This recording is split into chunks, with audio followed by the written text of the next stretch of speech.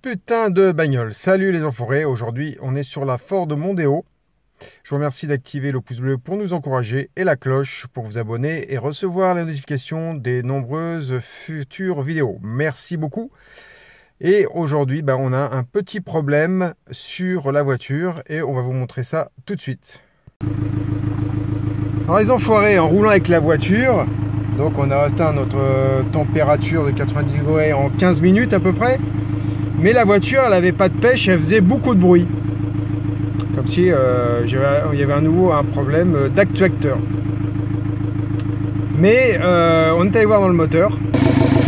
Et en regardant dans le moteur, on s'aperçoit que la durite silicone qu'on a mise s'est détachée. Donc visiblement, elle n'était pas assez serrée. D'où la perte de puissance. Ouais, ils ont fait, donc on va refixer notre durite qui a sauté. Donc je l'avais pas assez serré. Alors que la voiture a quand même assez peu roulé avec la durette qui est neuve, on voit qu'il y a déjà, il y a déjà pas mal d'huile dedans.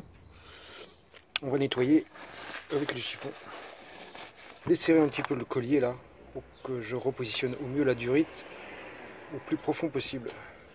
Voilà, on a resserré au mieux qu'on pouvait la durite. Il faut arriver à la mettre au maximum en haut. Mais j'ai toujours un petit jour ici, entre le caoutchouc et le haut. Donc peut-être qu'on sera obligé de démonter ici pour se dégager de la place et pouvoir enfoncer parfaitement la durite. On va voir si ça tient dans l'avenir. Voilà, donc en me donnant du jeu ici, j'ai réussi à pousser au maximum en haut pour aller au plus haut possible. Malgré tout, il reste encore un petit peu de jeu là. On va serrer ici, même si on n'est pas tout en haut, en attendant d'avoir le collier adapté. Ouais, ils ont foré, donc avant de trouver un collier pour durite spécial silicone, parce qu'on aimerait serrer plus haut pour que ça être sûr que ça tienne bien.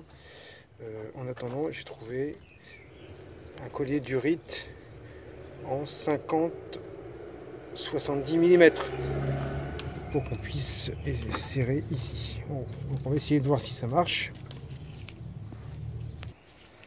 Donc soit on utilise un tournevis, soit un écrou. Là c'est un écrou de 7 qu'il nous faut. Vous voyez les enfoirés, donc on a pu, il me semble, mettre le collier plus haut. Donc j'espère pour un meilleur serrage et que ça tienne. N'hésitez pas à mettre le pouce bleu pour nous encourager et la cloche pour vous abonner et recevoir la notification de nombreuses futures vidéos. A très bientôt. Ciao!